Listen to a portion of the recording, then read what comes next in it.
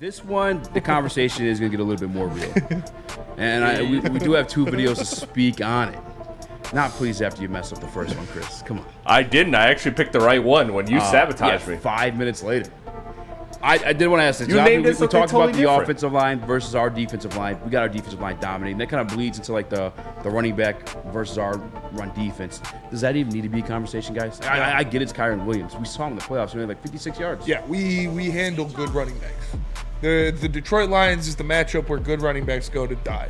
So I'm not. Kyron Williams is a great player. Don't get me wrong. Yeah. But our run defense was second best in the league last year, and we got better. Yep. So yeah, I'm not worried about Kyron Williams. What I am worried about, and I'll be honest with you, Cooper Kupp and Puka Nacua. Like that combination could be somewhat deadly, especially because it's Probably the best 1-2 punch this time in the around. NFL. Yeah, it might be. It's definitely up there. Yeah. One part I am curious to see though is how involved is Nacua with a healthy Kupp back? Because we know with a healthy Kupp, that's where Stafford goes to. That's his best friend. They eat breakfast together. They break down film together. Looks like his wife, and that's like a factual statement. They look just alike. They look it's very really similar. weird. But I'm curious to see what Puka Nacua is when he comes back. But this is Dan Campbell's take on those 2 guys versus our new look secondary. Hold on, let me just find the right video. Go for it. Psych! I think, both of those guys are, I mentioned this earlier, but, I've got a lot of respect for both of those guys, first of all. They're both tough players. They really do everything. There's things about them that remind me of our guys. They do the dirty work, man. They're very much a part of the run game with the way that they block and insert and take on backers and safeties and everything. But then, man, they play tough. They play tough in the pass game. They play fast. I think they're physical. I think they attack the football. I think they're hard to get down, run after catch. So, just the element of their game, I mean, it translates to this league, man. Competitive, strong. And so to have 2 guys that are pretty smart, pretty versatile, I feel like Puka's a little bit just kind of bigger, plays bigger, and then Cooper's kind of the underneath wiggle guy. He can run the choice route still. He's always been able to do that. And I know Stafford's got a lot of trust in both of those guys. So, I thought Puka had a hell of a game last year against us, man. He really, he made plays all over the field, So it'll be a challenge, but I know this, man. Our guys are looking forward to this. They really are, I know Arnold's excited. First one, man, he's ready to go. I mean, he's, he does not lack confidence, okay? So he's ready, and he practices. But I tell you what, he practices now. I mean, he works, and, that's what gets you excited. CD's back. He's coming off this injury, so I thought he had a good day yesterday. And then certainly Branch and Kirby, having them back there working together as well. Meek's back, which is great. Ennis is working. So look, like any week, they'll present challenges, but I think the challenges here are that they do so much of everything from run to pass game. And that to me is, man, that's a receiver. Guys that'll do everything for you. That's why we love St. Brown, and Leaf and these guys. J-Mo, I mean, they'll stick their face in there, but then in the pass game, man, they show up for you. I'll tell you what, I remember when some of you turds were trying to tell me that Kirby wasn't going to start this year, but Yeah, that's crazy. that was insane. That was a wild time to be alive. But I love this. I love something this. Kirby later, Because, by the way. yes, this is probably the best 1-2 punch of wide receiver in the NFL when you look at Cooper Kupp and Puka Nacua. If you want to say somebody else, if you want to say the Bengals, if you want to say somebody Bears up and coming. Bears maybe, yeah, I wouldn't be mad, but it's arguably the best receiver tandem in the NFL. Ooh, There is Tank Dell, Nico Collins. There is no better Stephon Diggs. Stephon Diggs, yeah. There's no better That's way what I meant to say. to start your regime, your new secondary, than going up against the best of the best. That's what happens in every place that I've worked at. That's how I teach people under me. You throw them in the fire, and either they come back burning or they come back ready to go. So you throw these guys in the fire against Puka Nacua and Cooper Kupp, and Stafford's going to be running for his life. These guys aren't going to have all day he's not going to have all day to just sit back there and wait for them to get open and throw him the ball. He's going to have to make quick decisions because the defensive line is going to be coming after him. And you've got guys in Carlton Davis and Terrion Arnold who are sticky to the receivers. So they're going to be there. They're going to be getting hands on balls. They're going to be punching balls out, PBUs. We're going to see a lot of tip balls, tip drills. Maybe Jack Campbell comes down with an interception off a tip ball from Cooper Kupp over the middle. I don't know, but I'm really excited to see what this new look secondary looks like going up against one of the best passing attacks in the NFL. Yeah, with me, I think the way they're going to attack it, I think the underneath stuff with Cooper Kupp is going to belong to our guy, Brian Branch. He had that role last year. He did it well, but again, that was kind of a banged-up Cooper Kupp. Forced his way back from injury to make that playoff run they had. Well, I guess it really was a playoff run because they lost the first round. But, I mean, just getting to the playoffs, they kind of forced Cooper Kupp to play. I don't know what version of him we're going to see. All the reports are that he looks back to normal. I think that's going to be Brian Branch's duty, maybe a little bit of Meek Robinson. On the outside, I think this kid's legit when it comes to Puka Nacua. I think you and I had these debates in the past. You're a big George Pickens guy. I was Puka Nacua in that conversation. But I think Carlton Davis, this is what you grabbed him for, the veteran guy. Bigger dude. Yeah, Puka may have like some bit of elevation, this being like a sophomore season, and I more into the offense, more into the quarterback and whatnot. But you grab your guy in Carlton Davis, and yeah, that's his job, is to take out the big dude. Yeah. You have Terrion, which I'm kind of curious. Actually, might dive into the roster to see who his assignment most likely is. But this is it, man. Carlton Davis, week 1. Let's see what you got you for. Let's have you prove your worth. No, you're right, because we didn't have that guy last year. We didn't have a guy that you could just put on a big dude, put on a Justin Jefferson, put on a Devontae Adams, put on a Puka Nacua, put on a Mike Evans, and be like, okay, go guard that guy. You're the guy that's guarding him. Now you do. You got Carlton Davis. Yeah. Our guy that we talked to last week, I can't remember his name. Derek. Yeah, Derek Klassen. When he was talking about how much he loves Carlton Davis as a cornerback 1 in this league.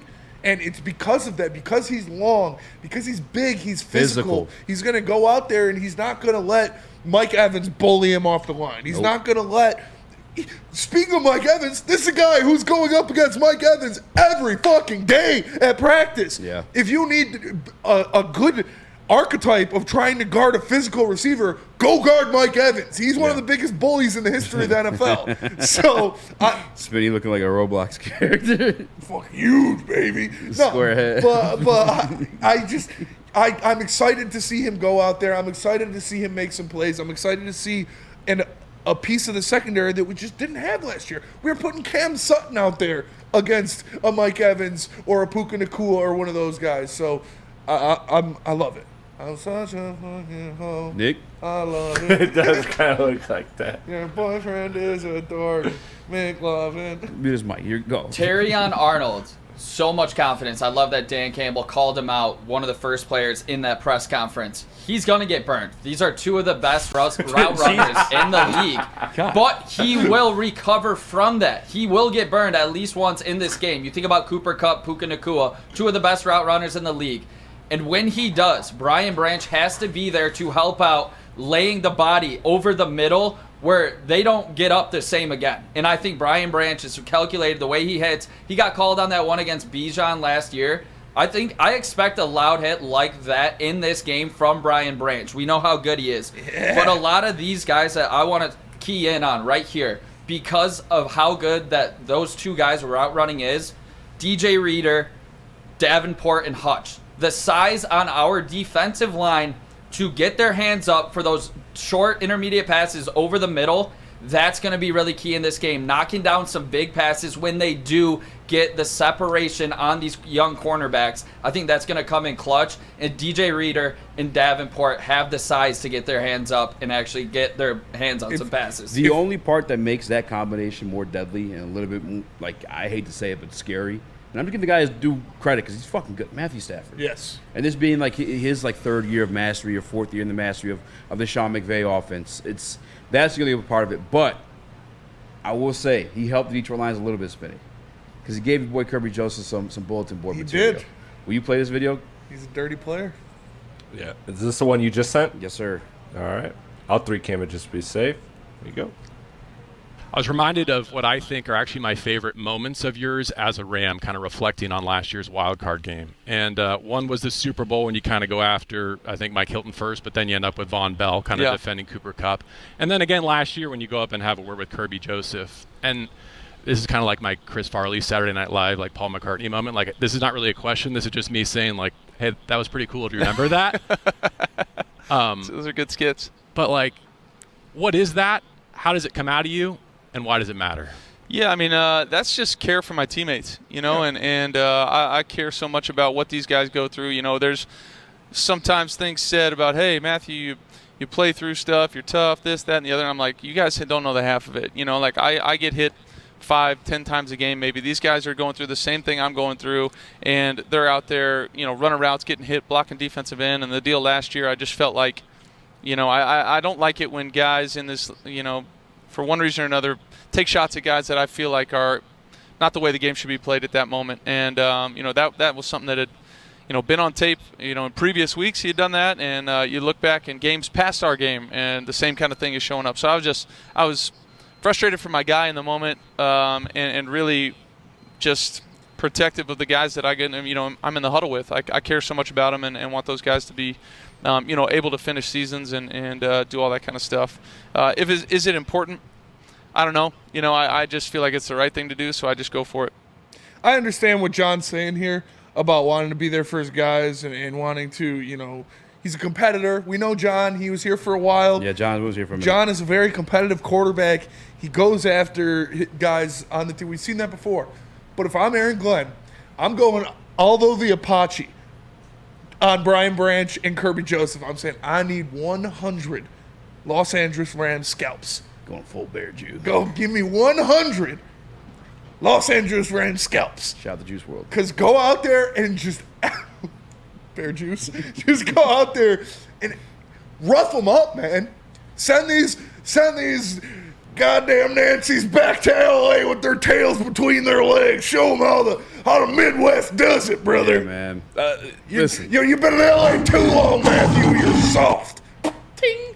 Gotta be honest. The thing about John, when he was here, you could admire was like the toughness, that cowboyness about John that he had. John was a good quarterback. Remember he had that mic'd up moment against the Browns that John had literally pushed the freaking guys off of him. The trainer's like, get the fuck off me. Yeah. I'm going in, and makes a throw. Like John's tough son of a bitch. John's a tough guy. John's gonna have some stuff to say. But can John back it up? We're blitzing Kirby Joseph, Brian Branch, the first play of the game to get that revenge for that sweet talk. Brother, that's legal play.